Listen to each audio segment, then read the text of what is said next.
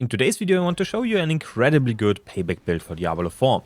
Payback usually has the drawback of having very little AoE at the cost of really good damage. This is usually solved with its aspect, but it comes at the cost of doing much less damage due to missing another more multiplier, which defeats the purpose of having huge massive spirit arms to punch things. We need another solution, which is why we're going to use Vortex, allowing us to pixel pool enemies. Its knockdown upgrade will also prevent enemies to be feared away from us. We are now fast, hit very hard, and have enough AoE to clear things in a decent amount of time. All this is possible without Ubers, but you can utilize Harlequin's Crest, given it has the perfect stats for us. There is also no need for Tybalt's Will, given there is better legendary options, but it enables us to omit the midday ring to run another offensive aspect instead. And the best thing about it is you do not need to change much from Crushing Hands. We made a few optimizations for armor and resistances, crafted a new set of gloves and slapped on a new ring. Now keep in mind there is a few bugged interactions currently with the setup that enables us to scale it far beyond what should be possible. This might be fixed in the mid-season,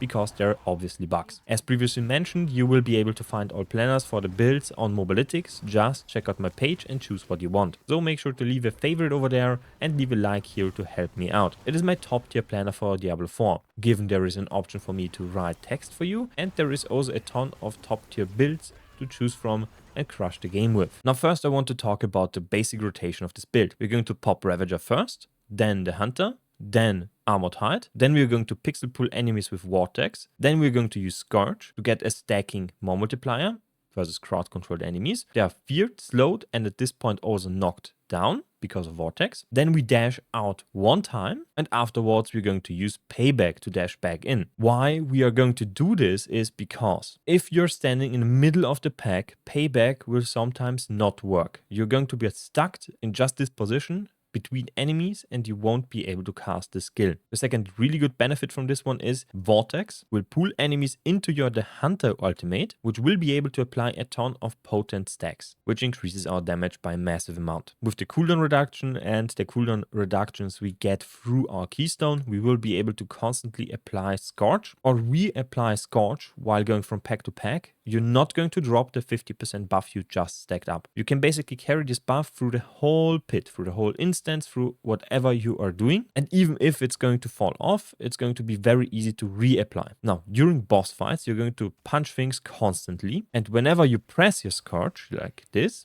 the enemy will not be feared. You can just stand inside the boss and can keep reapplying Scourge because of the cooldown reduction you have and the cooldown reduction you get through the keystone. So this buff is going to stack up constantly up until around 40 or 30, depending on how often you can apply it. And then you're going to stagger the boss and apply the more multiplier you just stacked up. This makes Scourge a really good boss DPS cooldown. Additionally, we're going to utilize Vortex and Eagle skill, as well as a Centipede skill, because we're not going to use Ebewaka, but a Harlequin Crest or a regular legendary helmet with maximum life, maximum resistance, and armor or cooldown reduction depending on what you prefer. You don't necessarily need the armor here. You can get the armor on other pieces of your gear, like for example your chest. We are currently at 894. If we move out into the zone, into a combat zone, Rahir will trigger and we get enough armor to cover our basic needs. I spec'd out of armor nodes because I was so overstacked with armor that I was just losing a ton of DPS. You can micromanage your armor very easily on this build without having it on your helmet. Harlequin just makes it easier. Basically, it overstacks it. But you don't need it. So you can grab a helmet with maximum life, maximum resistance, and cooldown reduction, and then apply a basic legendary node here with 20% more damage. For example, the one that applies slow, which is the aspect of Binding Morass, or Apprehension if you do not have Tybalt's Will pants on at the current moment. You just move those aspects to the helmet slot and to your pen slot, or just use the Apprehension aspect instead of the slow aspect. But you have two options of aspects that you can apply on non-unique, just legendary items instead of the uber unique or Tybalt's Will. As you will notice, we have barrier generation in our build, a ton of that because we need 122%. You can find it down here. We only have 69%. This is not enough. We have Poc Quer slotted into our chest, which provides us with Bulwark, which provides us with a 45% maximum barrier on top of our health. Now this one scales with barrier generation. We need 55% additionally, which translates to 122% barrier generation. With barrier generation, all our amethysts, good barrier generation rolls on our gloves, on our chest, and ultimately on our pants, you will be able to reach this value. Now, why is this one so incredibly strong? Currently, when we look at the Paragon board, right here we have Viscer's Shield. This one applies a more multiplier based on the maximum life covered as barrier, but it is currently bugged and it takes into account your basic life, but you are covering the maximum life. So this one has then the basic life, for example, 600, and your maximum life with 14k, and you have a 14k barrier. You're basically covering over 1000% of your basic life, of your standard life without any modifiers with barrier, which is then applied as a damage multiplier for our build, which is just insane. So it's currently bugged. This one will be probably fixed in the mid-season, but if it's not, we're going to still use it because it's increasing our damage by a huge amount. The next interaction is going to be maximum resolve. The more maximum resolve we have, the more damage we deal. This is because of a glyph, which is called the Colossal Glyph. So 2% more damage per stack of resolve. But this is not the only thing we are going to utilize here. Per stack of resolve, we get block shots. We currently have 45% from our staff and 10% from our skill tree, which results in 55%. But with this interaction at, for example, 16 resolve stacks, we are going to apply 160% increased block shots on top of the 55%. So we have 215% sheet block shots, which should round down to 100%, but it's currently also bugged, which allows the redirected force to apply a more multiplier that is far beyond what should be possible. So we get over 110% crit strike damage from this one. When we block, it's 200%. So that's why we deal such an incredibly high amount of damage. It is because of two bugs. Then we move down, we have our gloves with core skills. The poised payback enhancement node is going to apply the core skill tag onto our payback. It is now also going to consume a ton of resources to deal more damage and more multiplier. This one stacks with Rod of Kapeleke. Rod of Kapeleke makes a core skill also a basic skill, reduces damage, consumes our vigor, and deals more damage at full size. The more vigor we have, the more damage this one deals, and it guarantees a critical strike. On our gloves, we combine this one with the Moonrise aspect for more damage, because we now have a basic skill. This means we get more attack speed, movement speed, and a more multiplier. Then we have Tybalt's Will. Why we are using Tybalt's Will is because of the maximum resource. We need 275 because Banished Lord's Talisman demands that of us. If you do not have this combination, meaning a helmet, doesn't matter what helmet, with maximum resource, a Tybalt's Will with maximum resource, and a Rod of Kapeleke with maximum resource, to reach the 275, you will need a Ring of Midday Hunt, which looks like this. So it improves your maximum vigor by 50%. This you can use just without worry right from the get-go. So you slap on this one and now you have it, and instead of this aspect you're going to use Apprehension, for example. This one only works outside of the combat zone, so it's not bugged. Just run out in the combat zone, any combat zone, and you will apply the 50% more vigor. Now we have Banished Lord's Talisman. It works, it overpowers, it critically strikes, it deals more damage. Really, really good. On our ring, we have lucky hit chance to apply vulnerable. If you have midday hunt, you obviously do not apply vulnerable. You can, in this case, just take the vulnerable and put it on your gloves instead of, for example, the core skills. Those gloves are pretty expensive. If you cannot get them, you're probably just leveling. So you use midday hunt, dexterity, maximum life, and vulnerable application instead of the core skills. You need to be also aware that vulnerable application will increase your damage multiplicatively just by 20%, and because of a passive in the skill tree, by another set of 9 or 18%. So it's going to be strictly better as the core skills, but the core skills are better in this case if we can use it with a ring. And lastly, we have Ring of Midday Sun. So every time we use payback, all our vigor is depleted. With the Ring of Midnight Sun, we're going to replenish all our vigor on a critical strike. We get a ton of cooldown reduction, dexterity, and so on and so forth. But it is not going to be enough if you just use this ring. You need resource generation. We get a ton on Yen's Blessing. We can get a ton on the ring. It is better to have a little bit more because there is currently a bug with payback that you need a little bit more because it consumes 2 times. So sometimes you will, despite having the necessary resource generation, not recover enough spirit, and this will result in no overpower, which is a huge damage loss. So you want to have resource generation on your ring as well as on your boots. So Yen's Blessing. Speaking of which, the last item on this build is going to be Yen's Blessing. Basically every single stat on those boots is beneficial to us, especially the movement speed. If you get one with a greater affix movement speed, you can just Masterwork on the resource generation, put 2 Masterworks on the movement speed, and you have boots with like 60% movement speed, which is incredible for this build, but currently I don't have the funds to pay for such a set of boots, so I am using just the double FX ones. For you, right now, the most important thing is resistances to all elements and the resist generation. You need a greater FX to resistances to all elements to cap your resistances, because if we take those off and we look at our resistances, we basically are done.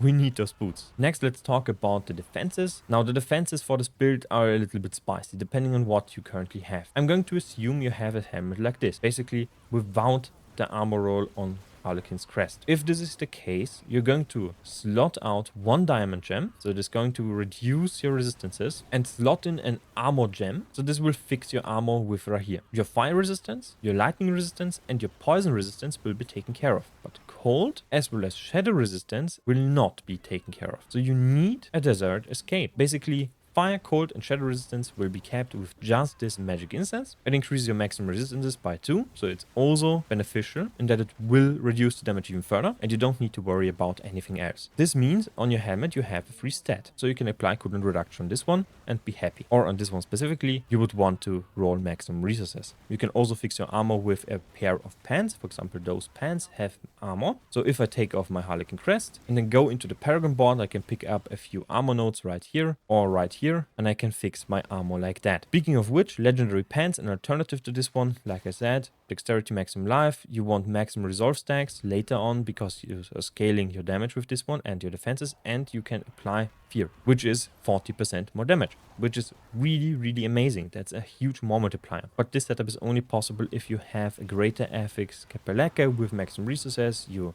Masterwork this one, and you get above the threshold of 275 maximum resource, or for example, a helmet with a maximum resource roll that is going to be Masterwork, the greater FX roll, depending on if you have a Harlequin crest or a just regular helmet, you will need one or the other. And you can get there with just 2 pieces of gear.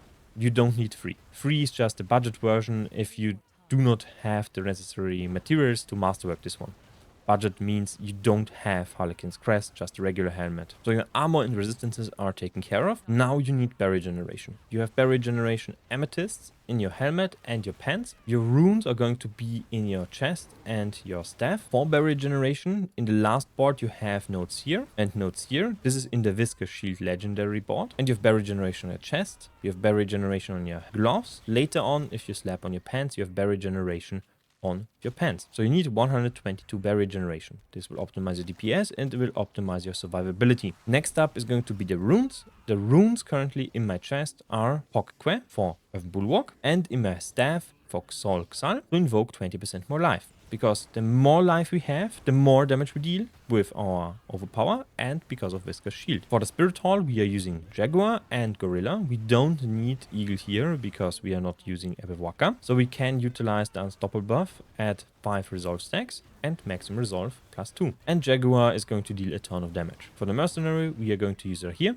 with Shield Charge for Fortified Generation, Lahir's Guard for Armor, Provoke for damage reduction and a taunt, and Mocking Lure for more damage. For a second reinforcement, it doesn't matter. Currently I'm using Variana because I'm currently grinding out her reputation, Report, but you can choose whatever you want here. Lastly, let's talk about the most important tempers and masterworks. On your helmet, depending on what you want, maximum resources, as well as on your Rod of Kapaleka, maximum resources, as long as you get to 275, going to boost the damage. On your chest, you want maximum resolve stacks. On your gloves, core skill ranks, barrier generation, everything. On your pants, you want also maximum resources. If you're going to switch to a regular pant slot with a legendary aspect, maximum resolve stacks. Yen's Blessing, 1 resistance to all elements and 2 to movement speed. Banished Lords, 1 in core skills, 2 in maximum life. On your ring, you want attack speed and maximum life. And on the ring of Midday Sun, we want dexterity and cooldown reduction. Both are equally good. Dexterity will provide you with more damage. Next is the skill tree. We start with Rock Splitter, with Enhanced Rock Splitter. We never use this. We pick up 3 points in Vigorous, 3 points in Balanced Exhaustion, 3 points in Follow Through, 1 point in Focal Point, 3 in Apex, 1 in Diminishment, 1 point in Mirage, 3 in Unrestrained Power, 1 point in Vortex,